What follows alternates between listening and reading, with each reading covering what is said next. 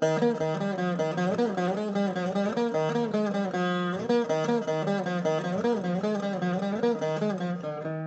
are some of the achievements of our ancestors that we should really take pride for? People don't know what are the three foundational texts of Hinduism. Let me ask you. Perhaps you also, who are so knowledgeable, may not know. Yes. They are. Can you tell us a little more about it and the impact of the Bhakti movement on the civilization as such?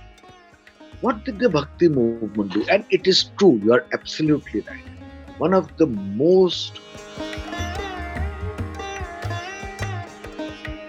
In this era of globalization, how do you think parents should look at this whole context of or this concept of talking in English and also being able to not just talk the native language but also be able to think in the native language? Can you elaborate a little on that?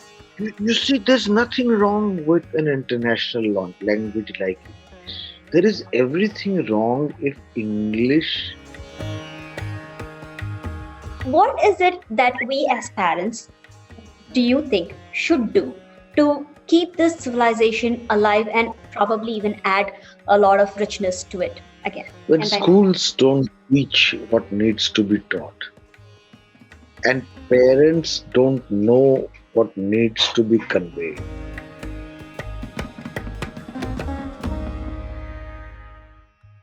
you mentioned invasions, and that brings me to the next question. Despite, the invasions, the Mughal invasion, the British colonization and all that, we see that this particular civilization has upheld itself. There are so many reasons for it. And one of the strands that you draw and explain in one of your interviews and also in your book is the richness of the thoughts, and you spoke about it earlier, how rich the thoughts were.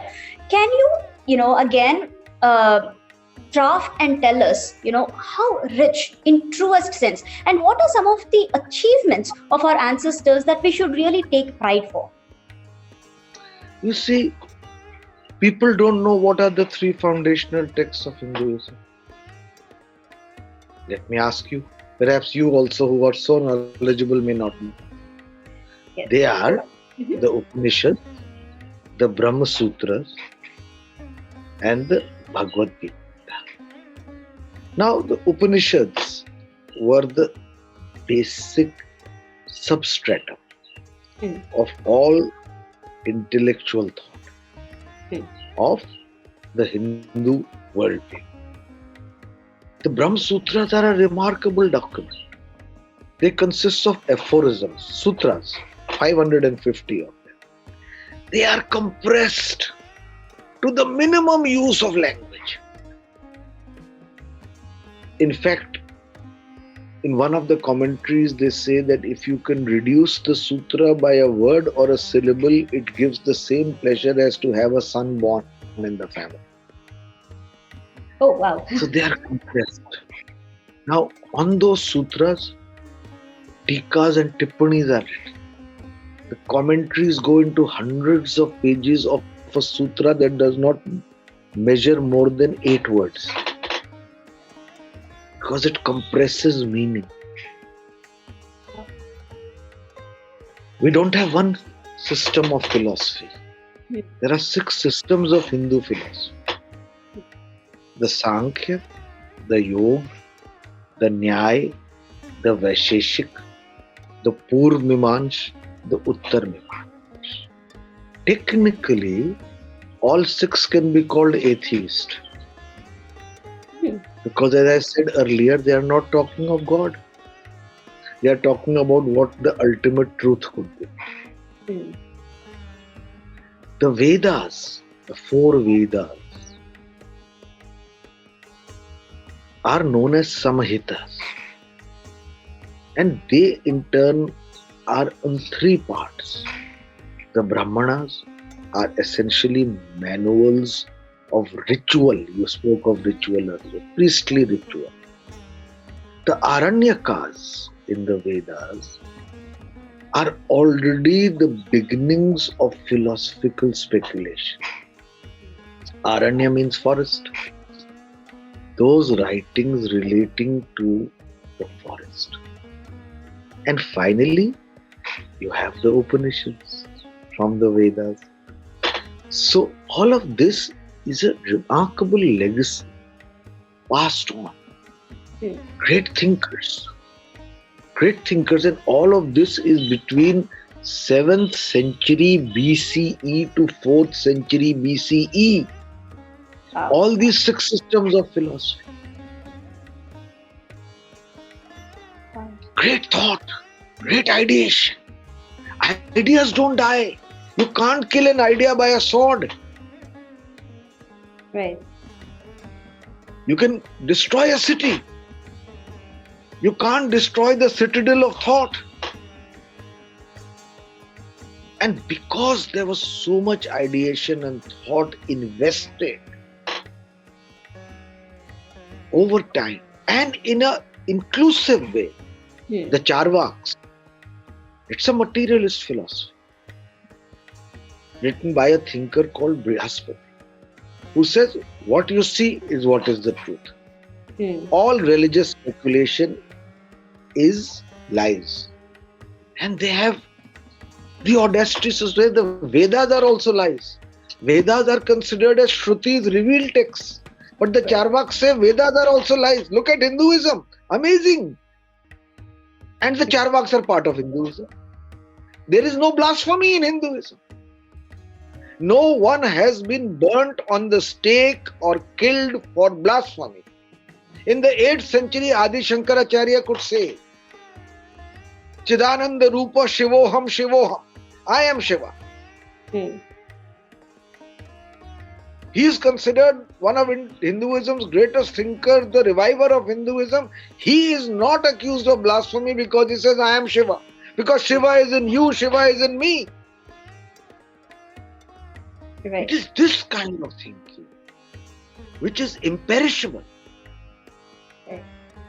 You have a theory of rasa. Unbelievable. 600 years before the birth of Christ, there is a man called Bharata who writes the Natya Shastra. Natya Shastra is not a compendium only of the arts. It's a meditation on what constitutes the artistic experience. Right. Rasa. The theory of aesthetics. How should you view art? What changes must happen within you to enable art to make the right impression? What should be the state of your mind?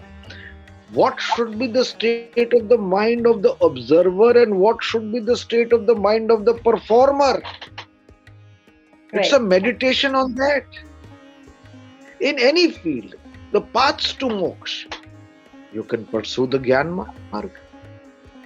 You can pursue the Bhakti Marg. You can pursue the Karma Marg. And you are talking to me why it has survived.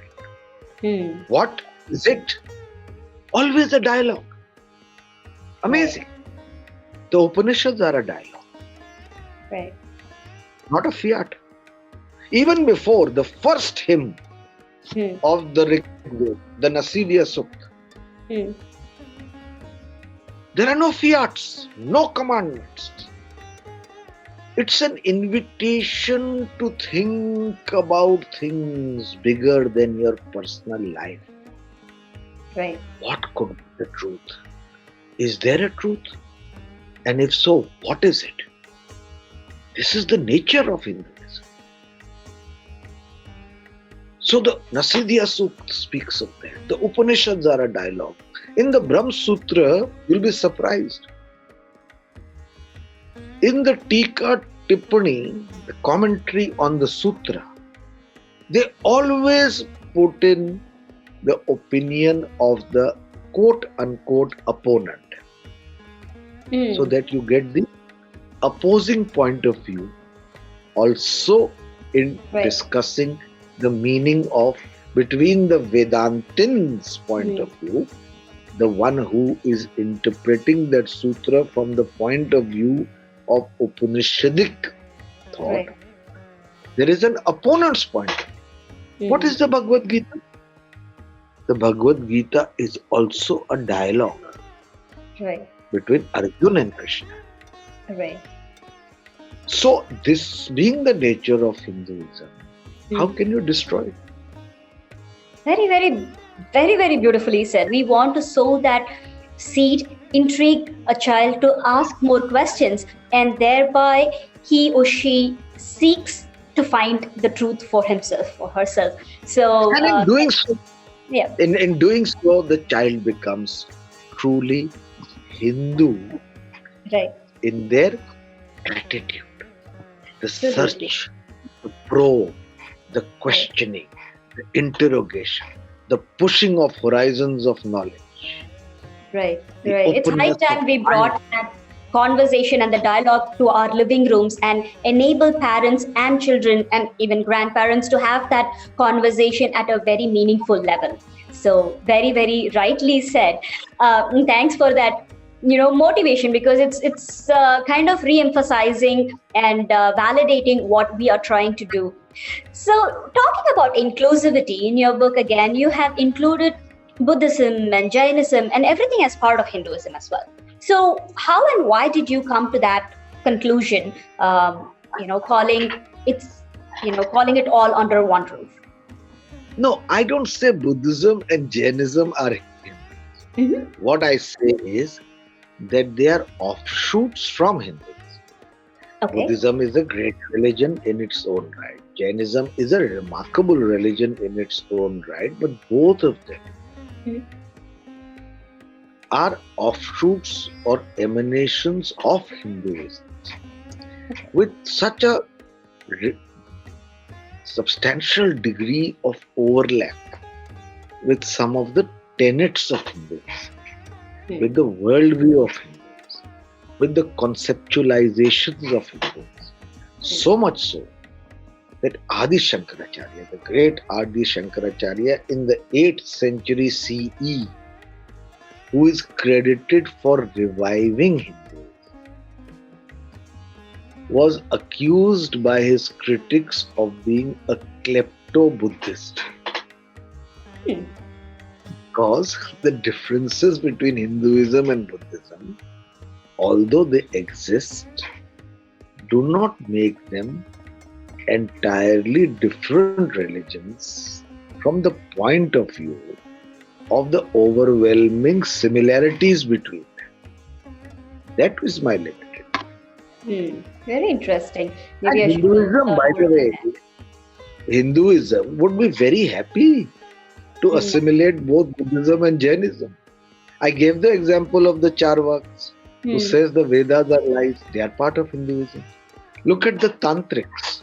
Hmm. They follow unorthodox or esoteric rites and rituals. Hmm. They are part of Hinduism. So why not Buddhism and Jainism? True, true that. Wow. So, one of the other things that also played a very big role in sustaining this Hindu civilization, especially when we had these invasions, was the Bhakti movement. Can you tell us a little more about it and the impact of the Bhakti movement on the civilization as such? What did the Bhakti movement do? And it is true, you are absolutely right.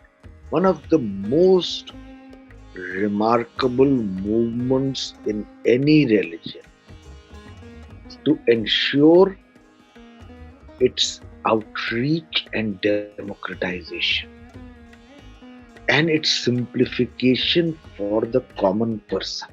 Hmm.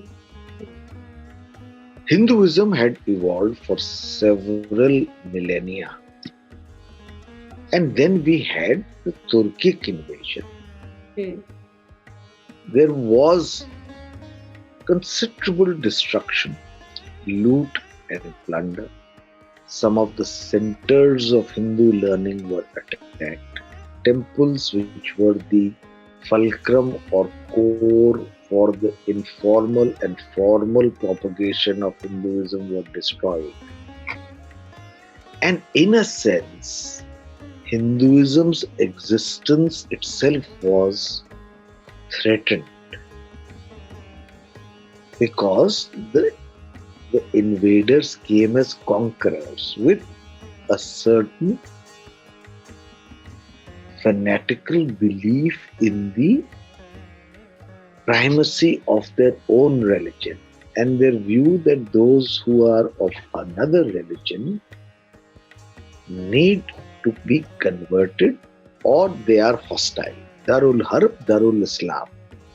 Now, what did Hinduism do and why did it survive?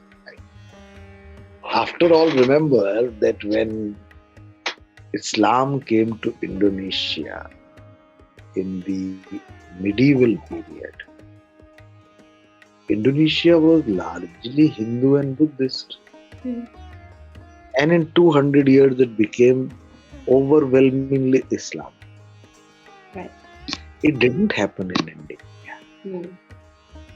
And one of the important reasons for that was the Bhakti movement, which took away Hinduism from the cloistered domains of temples to the masses, simplifying and democratizing it.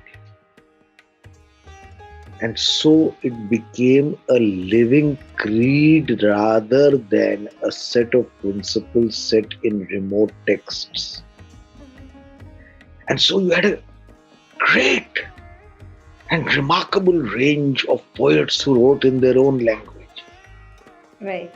Namdev and Tukaram in Marathi, Surdas in French, Chandidas, Vidyapati. You had Basavana in Karnataka.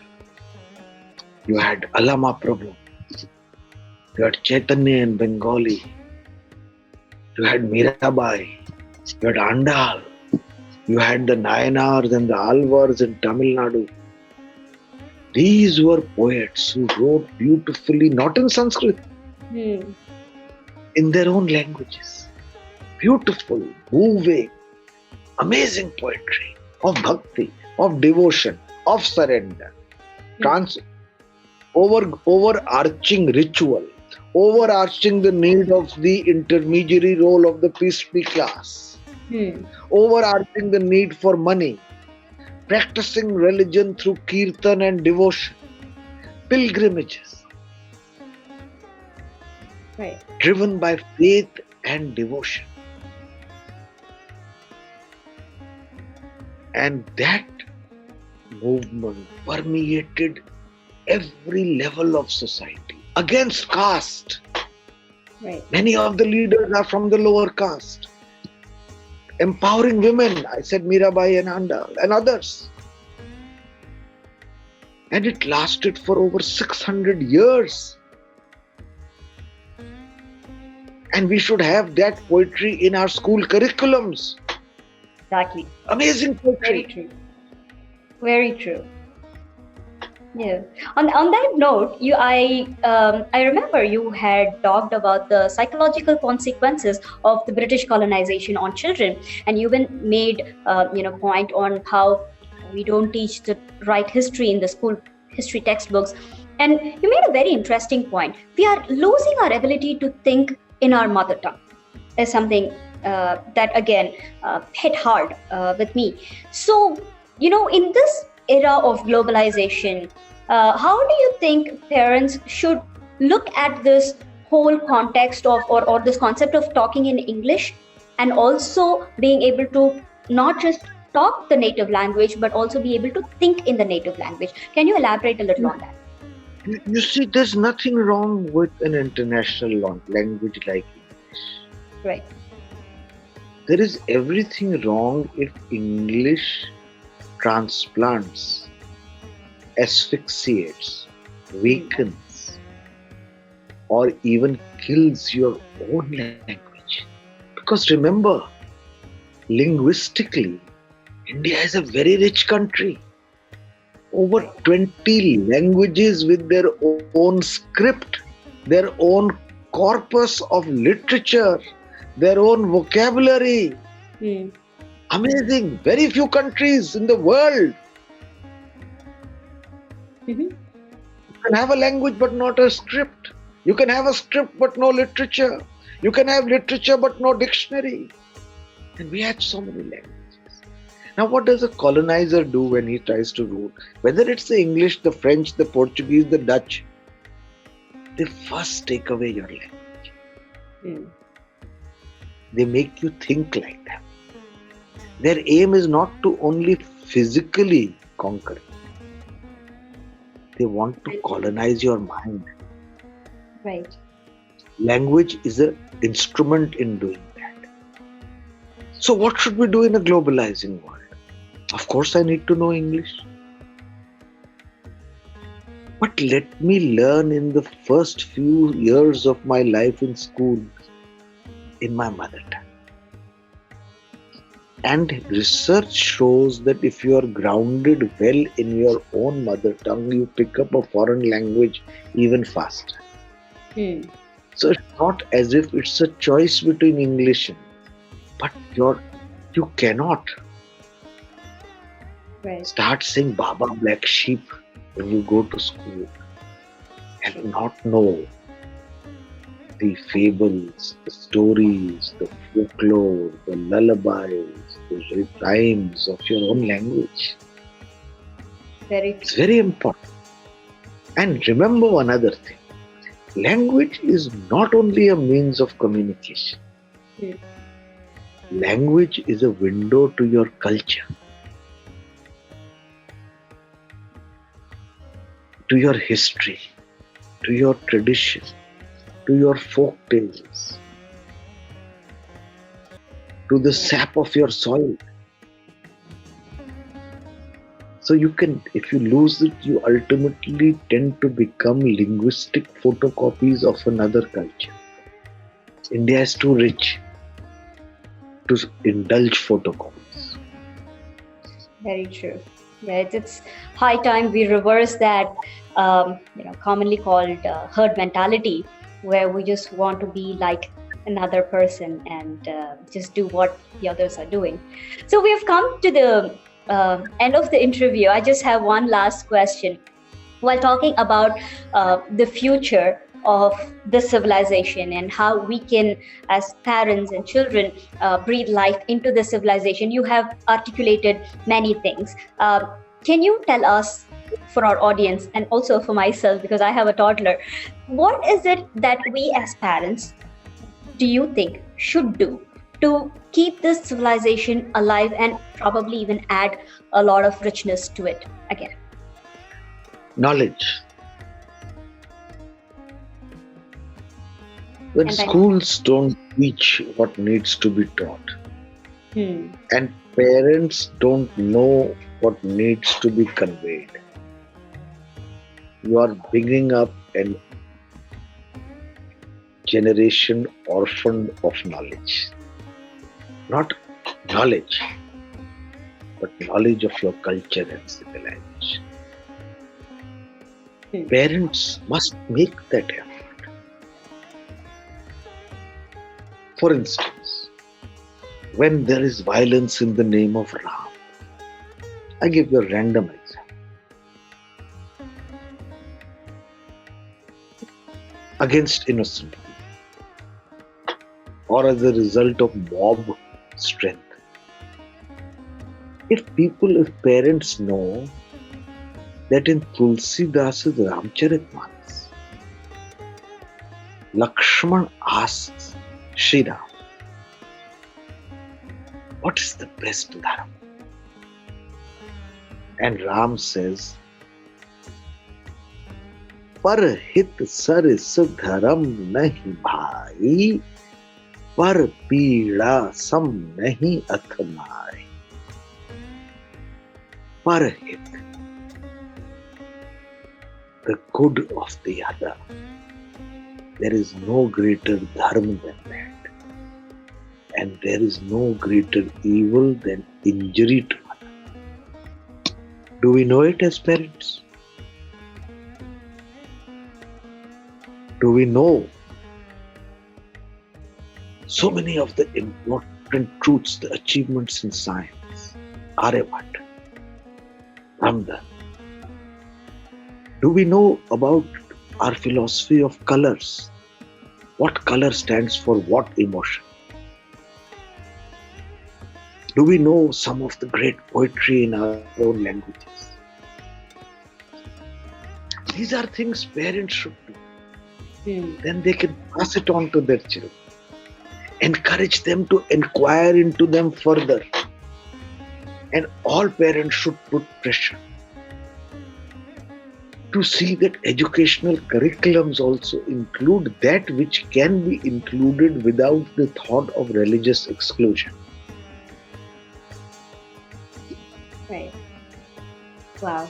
Thanks for articulating it with examples, because a lot of times, we say, oh, it's important, and, this is a must do and all that. But then when you give examples, it's so hard hitting. It nails the point there. So thank you so much. You gave amazing examples. You enriched our lives with this interview, is what I would say. Thank you so much. And thanks for passing this on to us. It was such a pleasure having you on this show. Thank you, Pavanji. Pleasure was mine. Thank you.